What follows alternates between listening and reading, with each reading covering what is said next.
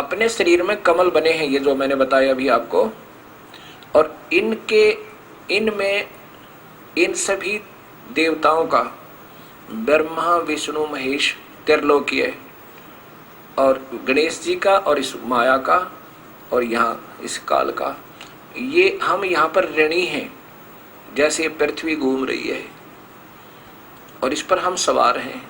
अब जैसे हम किसी मोटर गाड़ी में बैठते हैं, रेलगाड़ी में 100 किलोमीटर जाते हैं तो 10 रुपये, 100, 20 रुपये, 50 रुपये तुरंत मांग लेते हैं, और हमने इसके ऊपर सवारी करते नहीं, कितने युग हो गए, गिनती नहीं, इसका किराया देना है। यहाँ सूर्य क्या प्रकाश पा रहे हैं, जल प्राप्त कर रहे हैं, यहाँ पृथ्वी से सेब संतरे का जो अन्न आहार कर रहे हैं, ये सब टैक्स हमारे ऊपर है। ये सुविधा हम प्राप्त कर रहे हैं, जैसे एक होटल में रहा करें। हम इस होटल में रह रहे हैं और इसका हमने किराया देना है। उसके लिए एक मंत्र है जिससे ये ब्रह्मा विष्णु महेश हमें मुक्त कर देंगे। जब हम यहाँ से चलेंगे, इन चैनलों, इन सब कमलों के अंदर से, इस शरीर में चैनल है हमारे अंदर, तो ये सब हमारे को पार कर देंगे। जाइए, आपका कर्ज मुक्त है। गरीबदास जी कहते हैं, तीनों देवा शरीर में बसे। तीनों देवा कौन? ब्रह्मा विष्णु महेश। तीनों देवा दिल में बसे, ये ब्रह्मा विष्णु महेश, और प्रथम इनकी वंदना और सुन सतगुरु उपदेश। ये अनादरणीय नहीं है, आदरणीय है, लेकिन पूजनीय नहीं है। पूजा क्या होती है? जैसे हमने कोई पौधा लगाना है, गीता जी के अभी आपको दिखाऊंगा अध्याय नंबर 15 के श्लोक नंबर 1 और 2 में लिखा है कि उल्टा लटका हुआ ये संसार रूपी वृक्ष है अर्जुन, ऊपर को जड़ वाला, नीचे को शाखाएं वाला, और ये 3 गुणों की शाखा, रजगुण ब्रह्मा, सतगुण विष्णु, तमगुण शिव जी, जो अभी आपने देवी भागवत महापुराण में देखा था कि ये तीनों रजगुण ब्रह्मा है, सतगुण विष्णु है, तमगुण शिव जी है। ये तीनों गुणों रूपी शाखाएं विषय विकारों की, काम क्रोध मोह लोभ अहंकार, यानी अर्थात इन्हीं के द्वारा हमारे अंदर प्रवेश किया गया है। ये ऊपर और नीचे इन तीनों लोकों में व्यवस्थित है, यानी अच्छी तरह स्थित है, और ये जीव को कर्मों में बांधने की मूल कारण है। ये गीता जी में आपको पता लगेगा। अब यहाँ ये वृक्ष देखिए, कबीर साहब कहते हैं, कबीर देव कबीर परमेश्वर कहते हैं, अक्षर पुरुष एक पेड़ है, निरंजन वा की डार, और तीनों देवा शाखा है ये पात्र रूप संसार। ये उल्टा लटका हुआ संसार रूपी वृक्ष समझो, ऊपर को जड़ ये पूर्ण ब्रह्म परमात्मा सतपुरुष है, जो 15वें अध्याय के श्लोक नंबर 16 और 17 में 17 में कहा कि वास्तव में अविनाशी परमात्मा तो वो और है जो तीनों लोकों में प्रवेश करके सबका धारण पोषण करता है, अर्थात जड़ से खुराक चलती है। ये देखिएगा, ये ऊपर जड़ है, ये पूर्ण ब्रह्म अकाल मूर्त सब स्वरूपी राम कबीर देव ये हैं, और जो ये पृथ्वी से ऊपर नजर आता है ये अक्षर पुरुष। गीता जी के 15वें अध्याय में आप देखोगे 2 भगवान है, क्षर और अक्षर है, 2 पुरुष। ये अक्षर पुरुष, आगे देखो वो क्षर पुरुष, वो परब्रह्म है तना, और ये क्षर पुरुष ये ब्रह्म है, ये काल है, ब्रह्मा विष्णु महेश का पिता है, ये एक डार है, ये ज्योति निरंजन भी कहलाता है। ये ब्रह्मा विष्णु 3 शाखा है, त्रिदेवा शाखा है, और ये पात्र रूप संसार।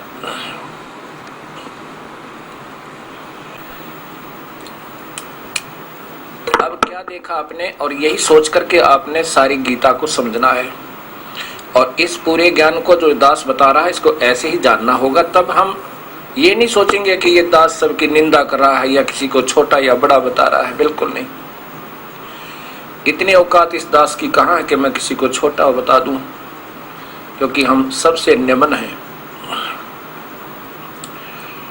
यदि हमने कोई पौधा बीजना है तो उसकी पूजा किस चीज की करेंगे?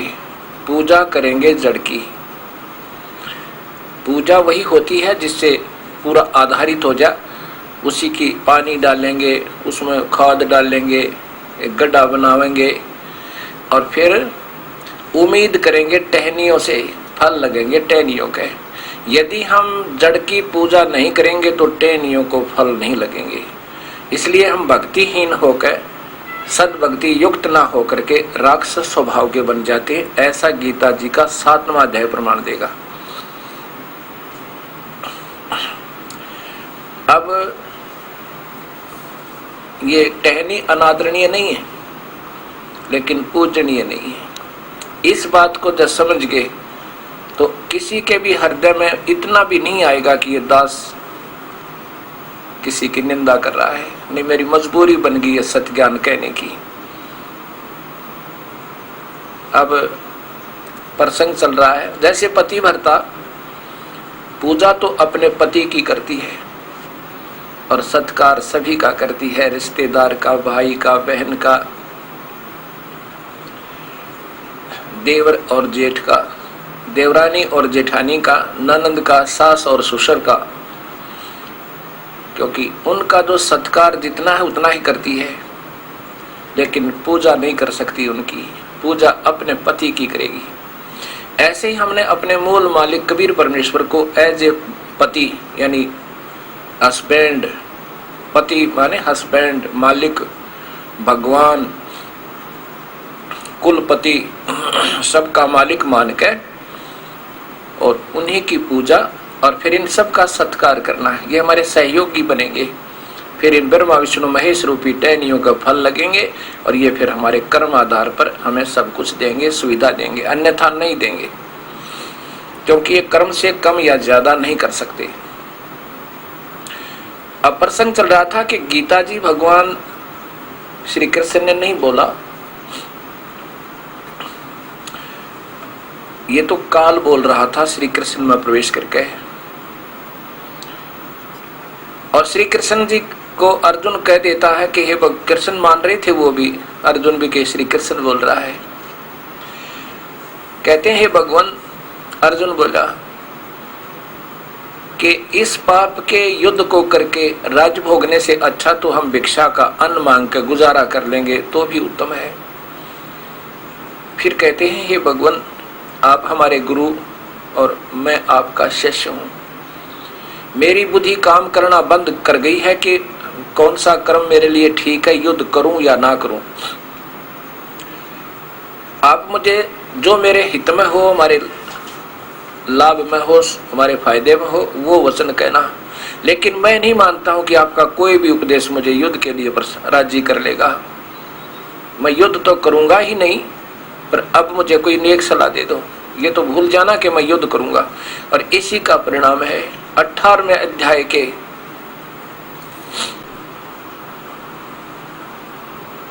18वें अध्याय के गीता जी के 18वें अध्याय के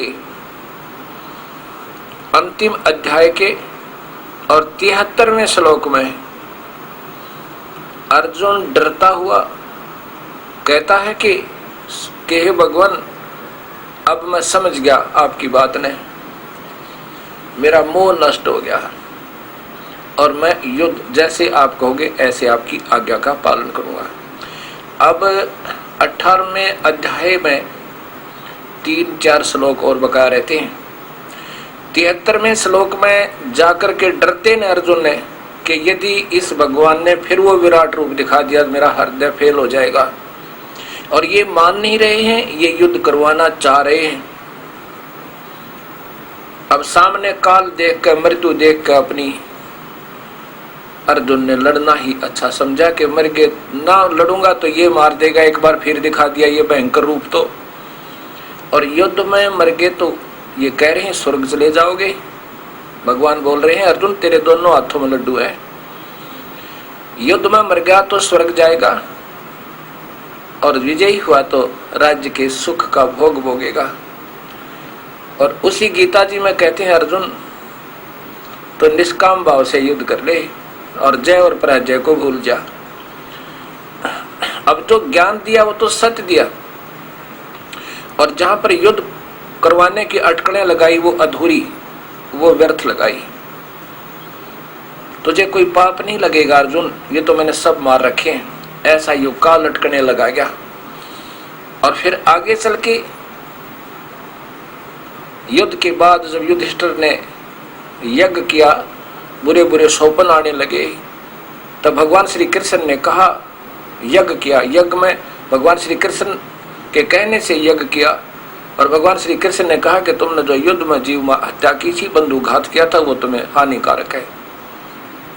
फिर वो गीता के श्लोक कहाँ गए जिसमें भगवान कहता है कि तुझे पाप नहीं लगेंगे अर्जुन, तेरे दोनों हाथों में लड्डू। जहां तक ज्ञान का सवाल है वो तो बिल्कुल सत्य है, और जहां तक ये अनर्थ कराने का सवाल है उसमें अपनी अटकलें इस भगवान काल ने जानबूझकर लगाई, वो स्पष्ट दिखाई देती है। अब युद्ध समाप्त हो जाता है और पांडव विजयी हो जाते हैं। युधिष्ठिर को राजगद्दी प्रदान करके भगवान श्री कृष्ण कहते हैं कि मैं अब द्वारका जाना चाहता हूं। सभी ने मिलकर एक प्रार्थना की भगवान श्री कृष्ण से कि आप शीघ्र ही द्वारका जाने वाले हो, हमें एक सत्संग करके जाना, भक्ति मार्ग समझा के जाना, जिसके आधार पर हम अपना जीवन सफल करें। उसके लिए एक स्थान और समय निहित हुआ, दिन और समय निहित हुआ। उस निश्चित दिन को, तिथि को सभी श्रोतागण आकर के सत्संग स्थल पर विराजमान हो रहे हैं। भगवान श्री कृष्ण और अर्जुन टहल रहे हैं उस सत्संग स्थल के अंदर एक पार्क में है। उस दिन अर्जुन कहता है भगवान श्री कृष्ण से कि हे भगवान, आपने जो गीता जी का ज्ञान मुझे सुनाया था युद्ध के दौरान, वो आज ज्यों का त्यों सुनाना भगवान। अब मैं तो भूल गया हूं क्योंकि युद्ध करना पड़ा ना, इस करके मैं भूल गया। तब श्री कृष्ण जी कहते हैं कि अर्जुन तो बड़ा श्रद्धाहीन, बड़ा बुद्धिहीन है, तो इतने निर्मल ज्ञान को क्यों भूल गया नादान, तुझे नहीं भूलना चाहिए था। अब फिर स्वयं कहते हैं कि मुझे तो मालूम नहीं, पूरा का पूरा मैं नहीं बता सकता, ज्यों का तो मैं नहीं कह सकता, अब मुझे याद नहीं। अब बताओ, अर्जुन को तो धमका रहे हैं कि बुद्धिहीन, श्रद्धाहीन, तूने ऐसे निर्मल ज्ञान को क्यों बुला दिया, और स्वयं कह रहे हैं कि मुझे तो पूरा याद नहीं। बताओ, अब मैं सत्संग कर रहा हूं परिभाषा प्रभु की, मेरे से कभी भी पूछ लेना जो मैंने आपको मौखिक सुनाया है, और आप जो सुन रहे हो एक बार सुनने में ज्यादा से ज्यादा आपको 20% ज्यादा ही कोई इंटेलिजेंट है, 30% एक सत्संग याद रहेगा। और मेरे से जब पूछोगे, जब सुना दूंगा, आपको याद नहीं हो सकता। श्री कृष्ण अपने मुखारविंद से मान लो सुना रहे थे होते तो ये नहीं कहते, तो वो कहते हैं उस समय तुम्हें योग युक्त होकर उस परमात्म तत्व का, अपना नहीं कोई और भगवान है, उस परमात्म तत्व का ज्ञान कराया था। जब योग युक्त युद्ध के मैदान में भगवान हो सकते हैं, वहां तक शांत दिमाग था, आसानी से योग युक्त का अर्थ होता कनेक्शन विद द गॉड। तो यहाँ तो आसानी से योग युक्त हो सके, संपर्क कर सकते थे भगवान से। कहते जब तब उस परमात्मा से संपर्क करके उससे उसकी आदेश वो सब ज्ञान बताया था। अब भी कर सकते थे संपर्क, नहीं, ये तो काल था, वो चला गया, भगवान कृष्ण थे। अब उसी के बाद कुछ ही दिनों के बाद महर्षि वेद व्यास जी ने वो गीता सारी लिख दी, फिर उसमें काल प्रवेश कर गया। अब बताओ, कृष्ण जी को तो याद नहीं रहा, फिर वेद व्यास जी ने पूरी लिख दी।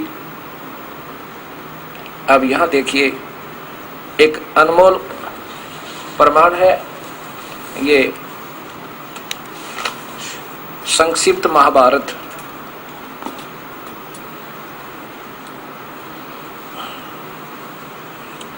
गीता प्रेस गोरखपुर से प्रकाशित है।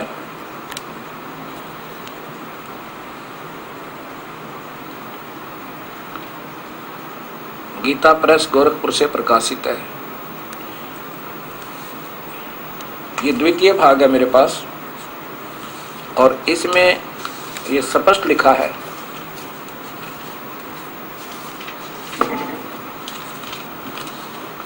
यहां से शुरू कीजिए। पांडु नंदन अर्जुन श्री कृष्ण के साथ रहकर बहुत प्रसन्न थे। उन्होंने एक बार उस रमणीय सभा की ओर दृष्टि डालकर भगवान से ये वचन कहा, देवकी नंदन, जब युद्ध का अवसर उत्पन्न था, उपस्थित था, उसमें मुझे आपके महत्तम ज्ञान और ईश्वरीय स्वरूप का दर्शन हुआ था, किंतु केशव आपने जो स्नेहवश पहले मुझे ज्ञान उपदेश किया था वह सब इस समय बुद्धि के दोष से मैं भूल गया। उन विषयों को सुनने के लिए बारंबार मेरे मन में उत्कंठा होती है। इधर आप जल्दी ही द्वारका जाने वाले हैं, अतः पुनः वह सब विषय मुझे सुनाई दीजिए। अब देखो, कृष्ण जी बोले, अर्जुन, उस समय मैंने तुम्हें अत्यंत गोपनीय विषय का श्रवण करा था। अपने स्वरूप भूत धर्म सनातन पुरुषोत्तम तत्व का परिचय दिया था और नित्य लोकों का भी वर्णन किया था, किंतु तुमने जो अपनी नासमझी के कारण उस उपदेश को याद नहीं रखा, यह जानकर मुझे बड़ा खेद हुआ। उन बातों का अब पूरा स्मरण होना संभव नहीं जान पड़ता।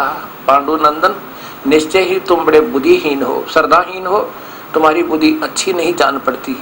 अब मेरे लिए उस उपदेश को ज्यों का त्यों दोहरा देना कठिन है, क्योंकि उस समय योग युक्त होकर मैंने परमात्म तत्व का वर्णन किया था। अब ये समझ लेना भक्तात्मा, और ये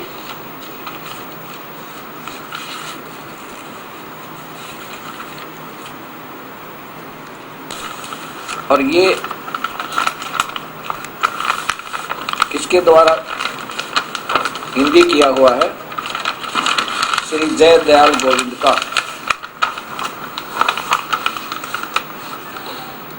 संपादक तथा संशोधक जय दयाल गोविंद का, जिन्होंने ये गीता जी का टीका भी किया हुआ है।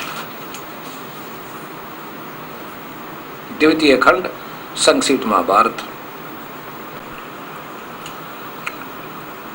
अब इन तथ्यों का सत प्रमाण मिलने के बाद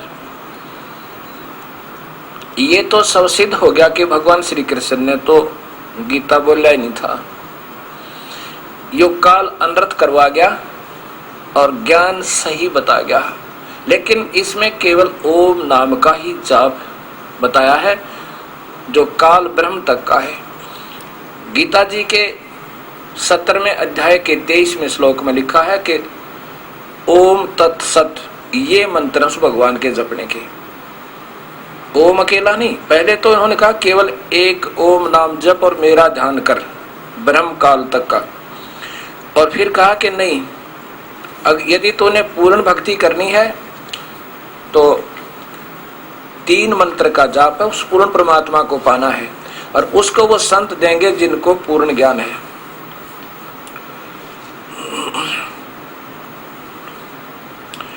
और कोई नहीं बता सकता।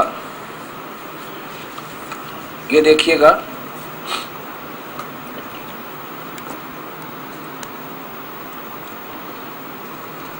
ये श्री मद् भगवत गीता, गीता प्रेस गोरखपुर से प्रकाशित, और इसमें 17वें अध्याय के 23वें श्लोक में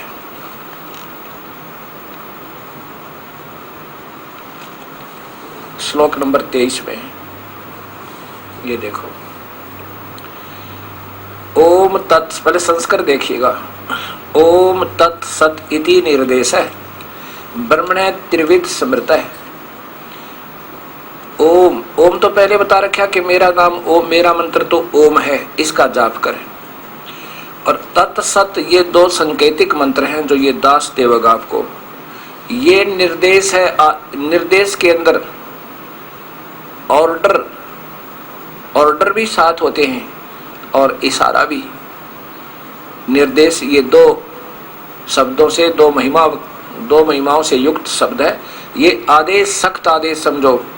ब्रह्मण माने पूर्ण परमात्मा के ये 3 प्रकार का, 3 विध, 3 ढंग से मंत्र है, ये 3 नाम का। ब्राह्मण, ब्राह्मण माने भगवान आत्मा, जानकार लोग। इस वेद, इस ज्ञान को समझ के विहिता पुरा सृष्टि के प्रारंभ में इसी विधि से सब अपनी साधना प्रारंभ किया करते थे। ये लिखा कि इन्होंने क्या लिखा देखो, ओम तत् सत, ऐसे 3 प्रकार का सच्चिदानंद घन ब्रह्म तक, ब्राह्मण माने पूर्ण परमात्मा का नाम कहा है। इससे सृष्टि के आदि काल में ब्राह्मण और वेद तथा यज्ञ आदि रचे गए।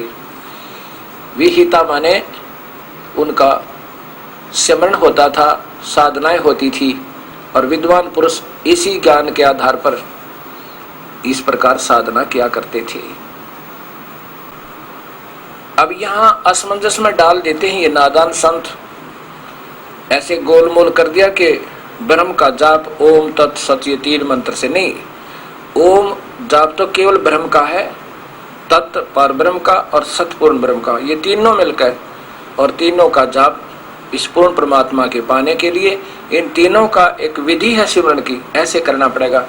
अब नहीं तो भगवान ने अपना सिमरण तो ब्रह्म ने, काल ने बताया कि ओम नाम का जाप करो मेरा, 8वें अध्याय का 12 और 13 श्लोक में, 13वें श्लोक में स्पष्ट किया है। ये देखो, वही गीता प्रेस गोरखपुर से प्रकाशित अध्याय नंबर 8 और श्लोक नंबर 13, ये है 12 और 13। इसमें सीधा लिखा कि ओम इति अक्षरात ब्रह्म, इस ब्रह्म का तो केवल ये ओम जाप है।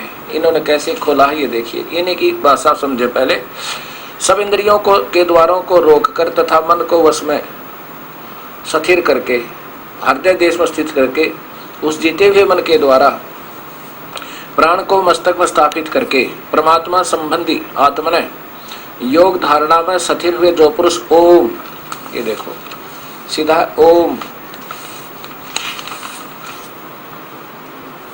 इस एक अक्षर रूप ब्रह्म को उच्चारण करता हुआ उसके अर्थ स्वरूप मुझ निर्गुण ब्रह्म का चिंतन करता हुआ शरीर को त्याग कर जाता है, वह पुरुष परम गति को प्राप्त होता है। इसकी परम गति ब्रह्मलोक है, जो वो भी नाशवान है, एक ब्रह्मांड का ब्रह्मलोक है। और ये कहता है मुझे तो इस ओम नाम से ही भजा जाता है।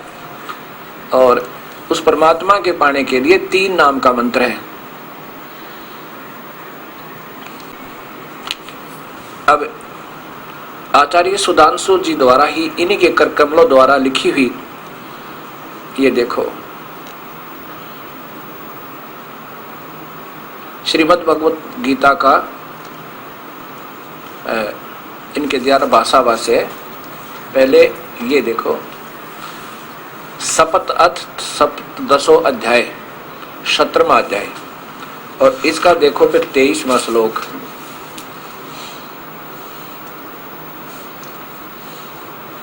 ओम तत् और सत, इन तीनों नामों से ये स्पष्ट कर रहे हैं जिस परमात्मा का निर्देश किया गया है, उसी परमात्मा ने सृष्टि आदि में वेदों, ब्राह्मणों और यज्ञों की रचना की। ये 3 नाम। अब इनसे पूछा कोई, आंखों वाले अंधे, फिर इन्हीं के द्वारा इसी गीता जी में फिर देखो ये अध्याय नंबर 8 में आचार्य सुधांशु जी द्वारा ही इनके करकमलों द्वारा भाषा भाष्य टीका, अध्याय नंबर 8 श्रीमद् भगवद गीता, और श्लोक नंबर 12 और 13 आप स्वयं देखें। ये 13 में लिखा है कि और जो एक अक्षर ओम जो कि ब्रह्म है का उच्चारण करता हुआ मुझे स्मरण करता हुआ अपने शरीर को त्याग कर संसार से प्राण करता है, वह उच्चतम लक्ष्य परम गति को प्राप्त होता है। परम गति कहाँ? ब्रह्मलोक में पहुंच जाता है। जैसा कि भक्तात्माएं सुन रही हैं इस सत्य ज्ञान को, ये तब शास्त्रों में प्रमाण है। अब कोई ट्या ट्या करो, कोई कुछ कहो, समाज नहीं मानेगा। क्योंकि हमने आत्म कल्याण कराना है, ना कि किसी व्यक्ति विशेष का बंध का जीवन समाप्त नहीं करना। अब गीता जी के 7वें अध्याय को आपके सामने पेश करता है ये दास। उसमें सबसे पहले अध्याय नंबर 12 से श्लोक नंबर 12 से आपको शुरुआत होगी। उसमें क्या लिखा है कि ये तीनों गुण, रजगुण, सतगुण और तमगुण से जो कुछ भी हो रहा है अर्जुन, ये तू मुझसे ही जान, लेकिन मैं इनमें नहीं हूं और ये मुझ में नहीं है। अब ये कौन कह रहा है? ये ब्रह्म बोल रहा है श्री कृष्ण जी के शरीर में। उस पुण्यात्मा श्री कृष्ण जी को तो मालूम भी नहीं मैंने क्या कहा था गीता में।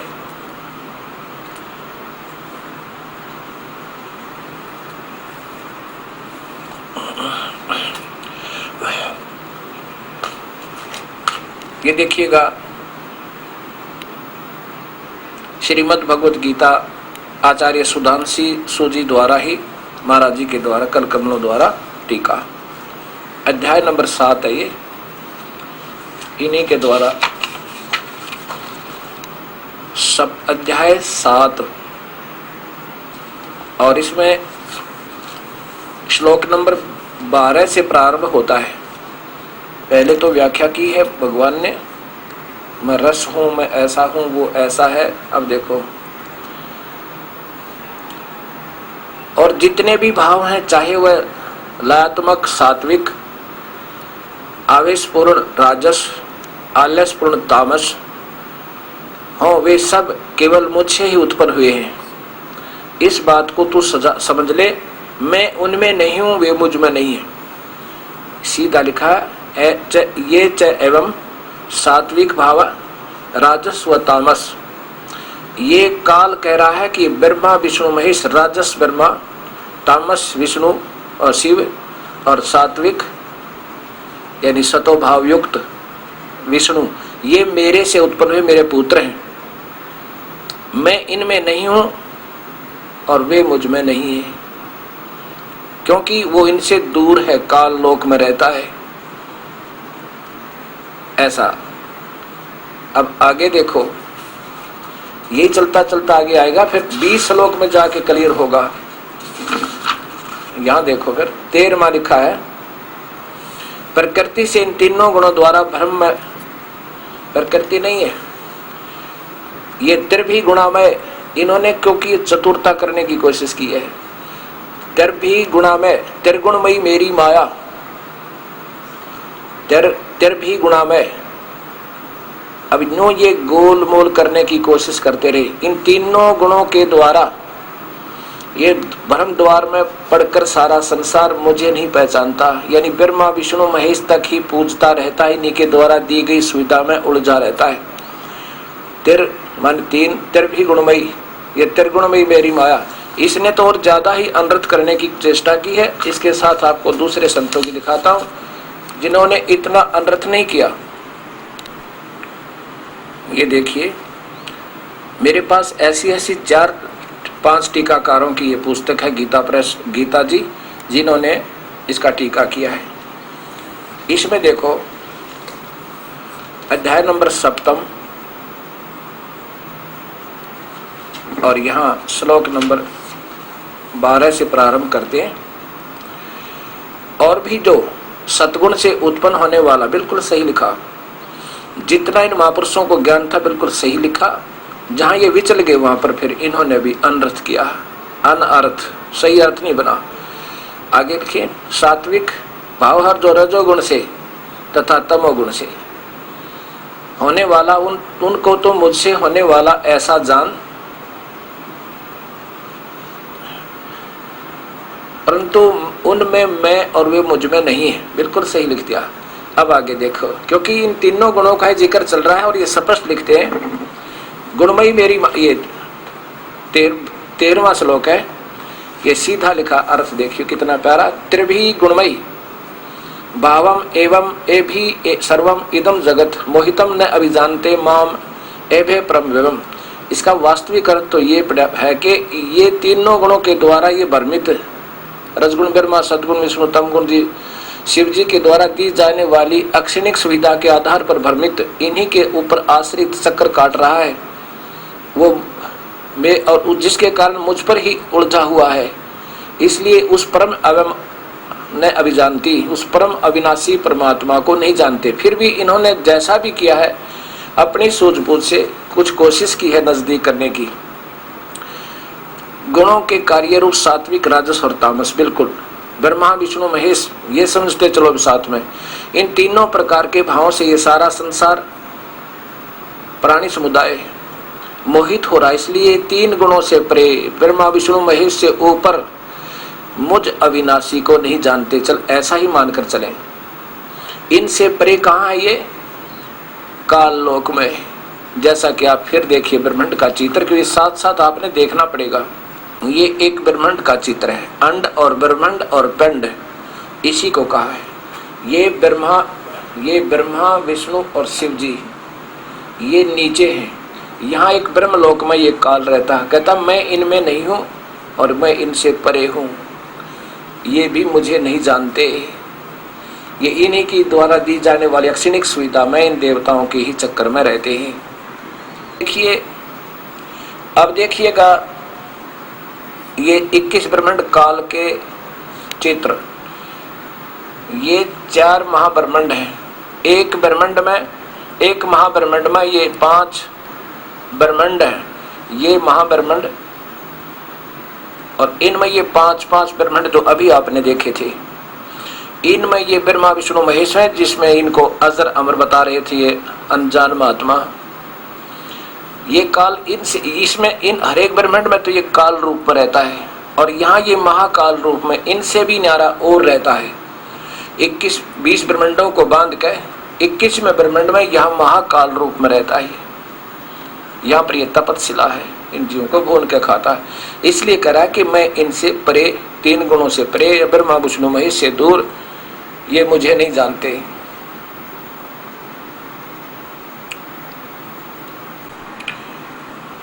अब ये देखिए अध्याय नंबर 7 का श्लोक नंबर 14 है। अब ये टीकाकार जय दयाल गोविंद का गीता प्रेस गोरखपुर से प्रकाशित है।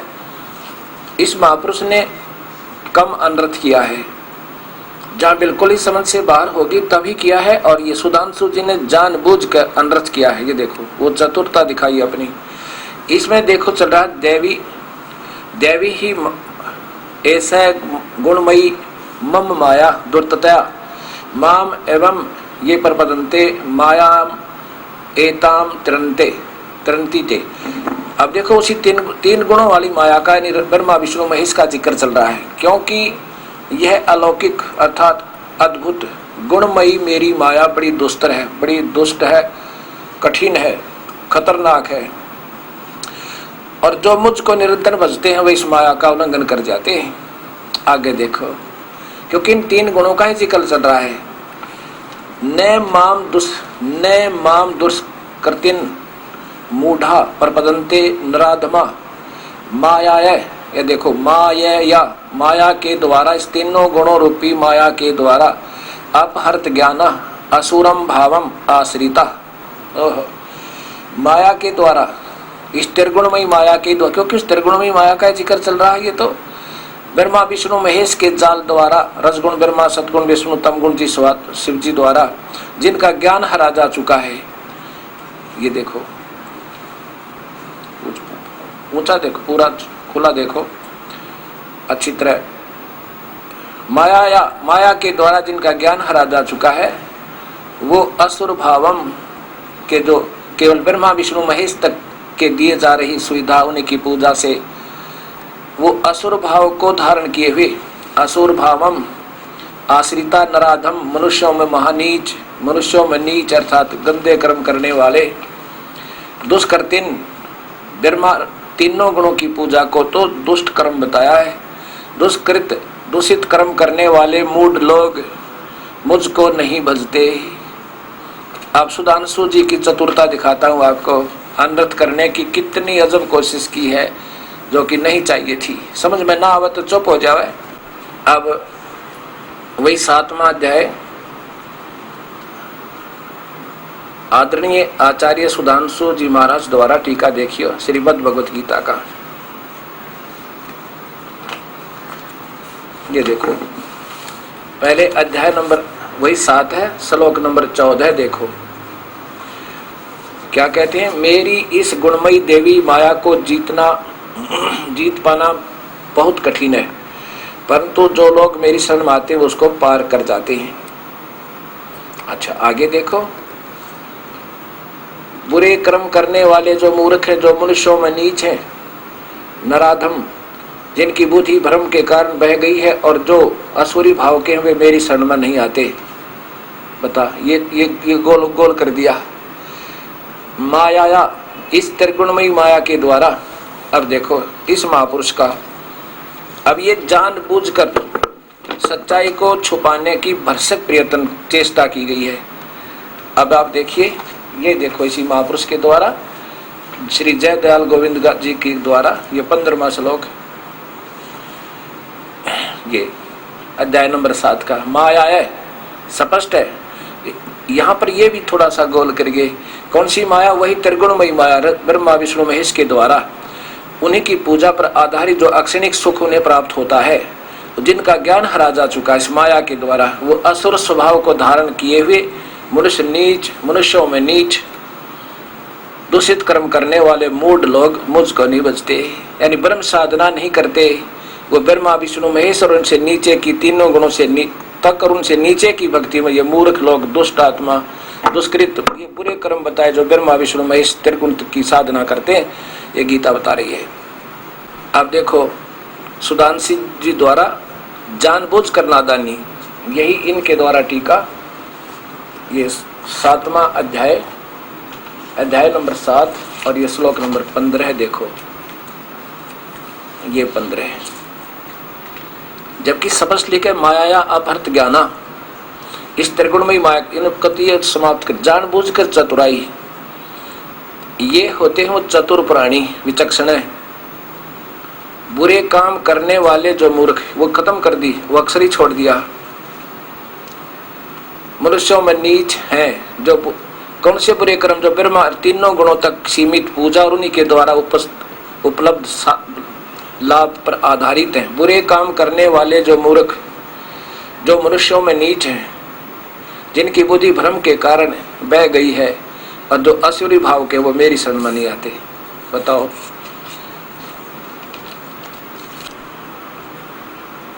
अब देखो भक्तात्माओं,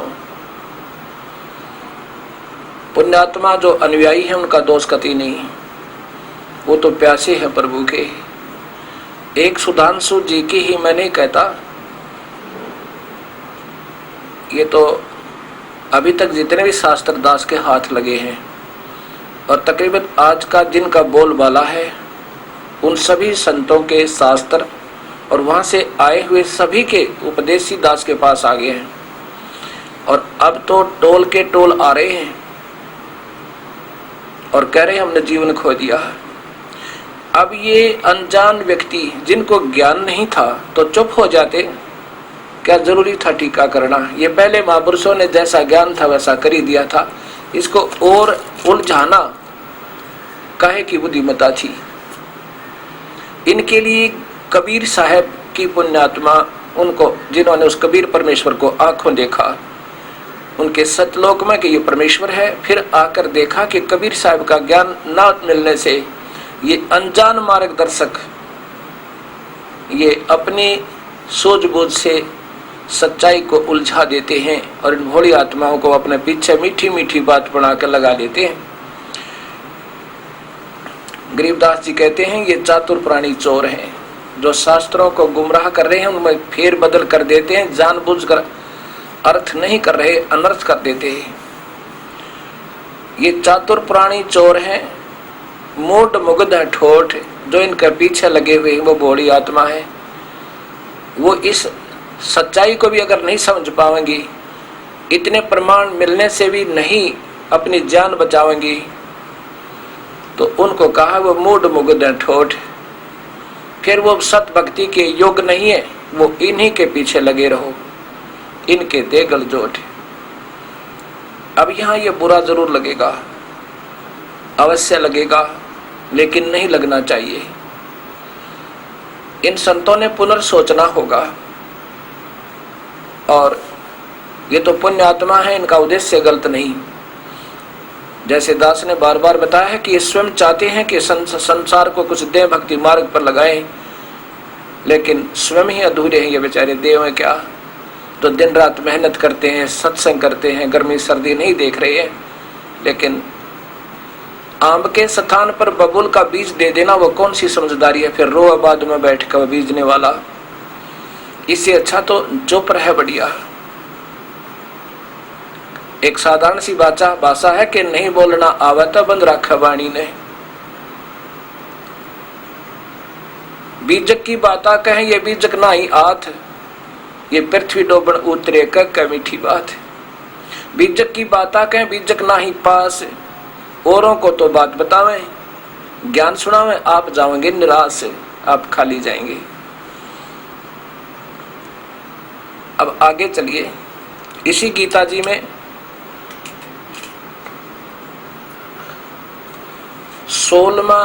7वें अध्याय का 16वां श्लोक है। पहले तो बता दिया कि 3 गुणों, रजगुण ब्रह्मा, सतगुण विष्णु, तमगुण शिव जी, इनकी पूजा से और जो कुछ भी सुविधाएं प्राप्त होती हैं वो अक्षीणिक है।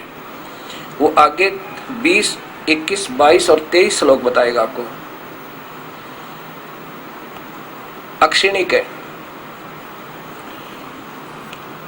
और जो इन्हीं तक सीमित है, इन्हीं की पूजा में लगे हुए हैं, और जिनका ज्ञान इस अक्षीणिक सुविधा में, सुख सुविधा में इन तीनों गुणों के द्वारा हर लिया, वो कहते हैं नीच व्यक्ति, असुर स्वभाव को धारण किए हुए और दुष्कृत बुरे काम करने वाले, यानी गलत पूजा है ये। एक ब्रह्म साधना ते नीचे, तो ब्रह्म कह रहा है कि मेरे से नीचे जो पूजा है वो तो मूर्खों की और दुष्कर्म अविधि पूर्वक शास्त्र विरुद्ध। ये अभी इस 7वें अध्याय का आपको 20, 21 और 22, 23 श्लोक बताएगा। होने से वो तो मूर्खों की बताया, और मूर्ख लोग करते हैं इससे और ज्यादा भगवान के कवेगा राक्षस स्वभाव का धारण किए हुए, तीनों गुणों के पुजारी, रजगुण ब्रह्मा, सतगुण विष्णु, तमगुण शिव जी। एक समय की बात है, आज से 350 वर्ष पूर्व एक कुंभ का पर्व लगा था हरिद्वार हर की पैड़ियों पे, और उस शुभ दिन को स्नान करने के लिए इन नादानों की दृष्टि अपने दृष्टिकोण है, क्योंकि गीता से बाहर की साधना है ये कुंभ की पर भी लेना, इसलिए अविधि पूर्वक है, क्योंकि गीता में नहीं लिखा वो, और वेद में नहीं लिखा। कबीर साहब, गरीबदास जी, गुरु नानक देव जी, धर्मदास जी, इनकी वाणी में नहीं लिखा, वो अविधि पूर्वक है।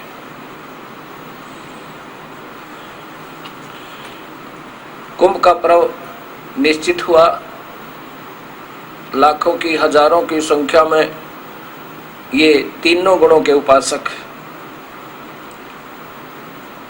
ब्रह्मा विष्णु महेश के उपासक, पुरी गिरी और साथ में वैष्णो साधु, नागा साधु, ये सब अपने अपने खेमों में इकट्ठे हो गए। जब आया नहाने का समय, सभी अपने अपने संप्रदाय के साथ, अपने समूह के साथ प्रस्थान किया स्नान स्थल पर हर की पैड़ियों पे। वहां जाकर नागा साधु सबसे पहले पहुंच के कहने लगे, नागा जो बिल्कुल नगन रहते हैं, कि सबसे पहले हम स्नान करेंगे, हम त्यागी और बैरागी हैं, हम सर्वश्रेष्ठ हैं, हम वस्त्र तक की इच्छा नहीं, हम निरिच्छा है, निर्मोही है। उस पर वैष्णो साधु, विष्णु जी के उपासक कहने लगे, तुम बेसुरो, कभी नहाना नहीं धोना नहीं, सरड फरड रहना, पशु की तरह तुम नंगे फिरते हो, बेहया हो, ऐसे ऐसे कटु शब्द कहे। और हम श्रेष्ठ हैं, हम भगवान विष्णु के उपासक हैं, हम वैष्णव साधु हैं, हम सबसे पहले नहाएंगे, तुम बाद में नहाना। इस बात पर उन दोनों गुटों की कहासुनी होगी, मुक्का मुक्का लड़ाई होगी, तलवार भाले त्रिशूल निकाल आए और नहाना भूल गए। वह पर भी गई, भगवान का प्यार गया जहाँ हर की पैड़ियों पर वो स्नान करने और मुक्ति के लिए आए थे, वो दूसरी मुक्ति होगी। वहां पे एक दूसरे को कत्लेआम कर दिया, 25,000 व्यक्ति आपस में लड़कर मर गए और खून की नदी बहा दी, वो गंगा का पानी लाल कर दिया। यहाँ पर कबीर साहब की प्यारी आत्मा कबीर साहब के संपर्क में आकर सतज्ञान भंडार खुल गया उनका। उन्होंने कहा कि तीर तुपक तलवार कटारी जम धड़ जोर बधावे हैं, हर पैड़ी हर हेत ना जाना, और वहां जाकर चलावे। वह भगवान का प्यार भी भूल गए और भगवान की पैड़ी कहें, और वहां भगवान से भी ना डरे, उनकी उपस्थिति कहते हैं वहां भगवान की पैड़ी है। हर पैड़ी हर हेत न जाना, वहां जाकर चलावे हैं, और काटे शीस नहीं दल करुणा, वो जग में साध कमावे हैं। और जो जो उनके शरणा जावे, उनके दर्शन जावे, उनका पुजारी हो जाए उन संतों का, उनको भी नरक पठावे हैं। ये भी पैदा है पैदे से भेद अलैदा, ये व्यर्थ है, क्योंकि गीता बता रही है ब्रह्म साधना से नीचे जो पूजा केवल यहीं तक सीमित है वो तो अधूरे। और ये आपके सामने है, राक्षस स्वभाव को धारण किए हुए दुष्कर्म करने वाले और नीच मूर्ख, ये मुझे नहीं बजते। अर्जुन ब्रह्म साधना नहीं करते, अर्थात मुझ काल की भी पूजा नहीं करते, ये नीचे तक फंसे रहते हैं। अब आगे बताते हैं 7वें अध्याय का 16वां श्लोक है। हे अर्जुन, उत्तम कर्म करने वाले, वो तो नीच कर्म लिखे दुष्कर्तिन, अब बढ़िया साधना करने वाले यानी ओम नाम से शुरू होते हैं और ब्रह्म की साधना जो करते हैं, नीचे के ब्रह्मा विष्णु महेश और देवताओं की पूजा नहीं करते, उनमें भी 4 प्रकार के साधक हैं। एक तो अर्थार्थी अपने धन लाभ के लिए, और दूसरे अर्थ होते हैं अपने कष्ट निवारण के लिए, और जिज्ञासु ज्ञान प्राप्ति करने के लिए केवल ज्ञान पढ़ते हैं, शास्त्रों का पठन पाठन करते हैं। और वही चौथे ज्ञानी जिन्होंने ज्ञान प्राप्त कर लिया, ज्ञान योग युक्त हो गए, जितना उन्हें ज्ञान हुआ कि ब्रह्म साधना से नीचे तो बिल्कुल नहीं करनी, तो वो ज्ञानी बहुत श्रेष्ठ है। वो ज्ञानी मुझे प्यारे और उनको मैं प्यारा, क्योंकि उन ज्ञानियों को ज्ञान हो गया, वेदों के आधार ज्ञान हुआ कि एक ब्रह्म न छोड़ के नीचे की पूजा नहीं करनी। वो तो अब बार बार कहना शोभा भी नहीं देता, ये गीता बता रही है। ऐसे व्यक्ति करते हैं, तीनों गुणों से लेकर नीचे तक की भक्ति नहीं करनी। तो उनको ज्ञान हुआ कि ओम नाम है वेदों में, ओम नाम का जाप जपो। अब उनको उस परमात्मा के वजन का बेरा ज्ञान नहीं हुआ, इसलिए ये सब उलझ गए। अब केवल ओम नाम पर बैठे रहे और खूब दिन रात साधना की, जैसे चुनक ऋषि ने, दुर्वासा जी ने और कपिल मुनि जी ने, आदि आदि। ये ज्ञानी आत्मा, अब 18वां श्लोक स्पष्ट करता है कि ये ज्ञानी आत्मा जिनको ज्ञान हुआ वेदों के आधार पर कि नीचे की 3 गुणों की भक्ति तो व्यर्थ मूर्ख लोग करते हैं, ब्रह्मा विष्णु महेश, और उनके नीचे के देवताओं की वो तो नादान व्यक्ति करते हैं, क्योंकि ये गीता जी का 7वें अध्याय का 12 से 15 श्लोक स्पष्ट करता है, आपके सामने है। इसलिए उन्होंने ओम नाम के जाप को पूर्ण परमात्मा का मान के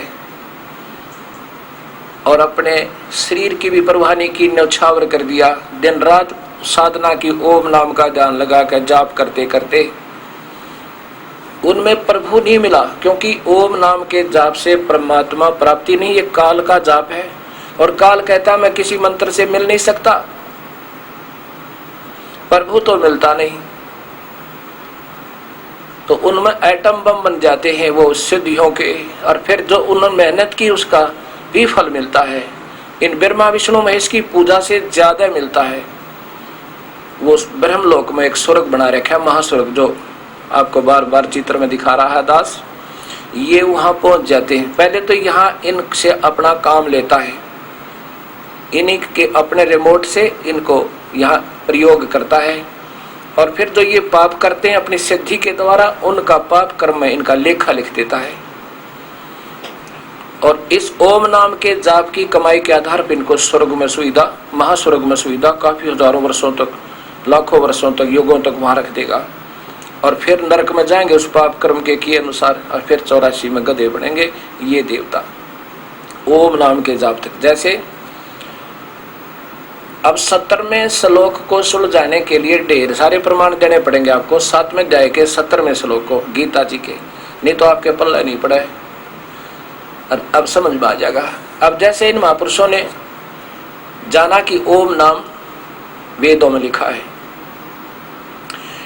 लेकिन ये नहीं जाना कि इससे आगे और भगवान भी लिखा है।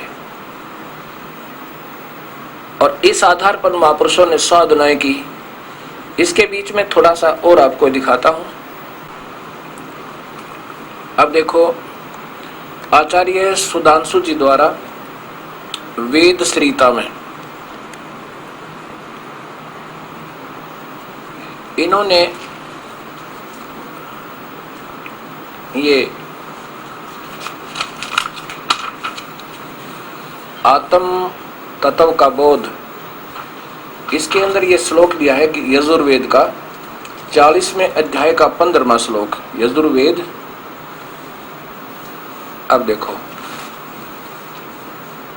वायुर अनिलम अमृतम एतद भस्मानांत शरीरम ओम कर्तो समर कल्वे समर कर्तम समर। इसका अर्थ बनता है कि ओम नाम का जाप काम करते करते स्मरण करो, विशेष कल्बे माने कसक के साथ करो, स्मरण करो, और अपना कर्तव्य समझकर स्मरण करो केवल ओम नाम का। और उससे क्या होगा, वायु यानी आपके शरीर जो 12 प्राणों से बना हुआ आपका लिंग शरीर, एक सूक्ष्म शरीर, वो अमर हो जाएगा जब ये तेरा स्थूल शरीर का भस्मांत अंत होगा। इन्होंने सरलार्थ करने की चेष्टा की है, लेकिन ये नहीं बता क्या का स्मरण करे, ओम नाम को बिल्कुल छोड़ दिया।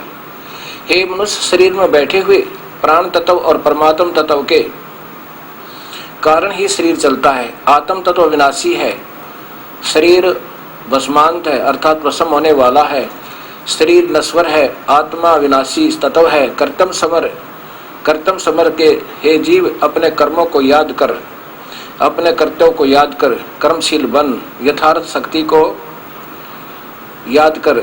तेरी सामर्थ्य शक्ति क्या है, जो कुछ किया है तुम्हारा वह अतीत तुम्हें क्या प्रेरणा दे रहा है, क्यों भूले हुए हो क्या।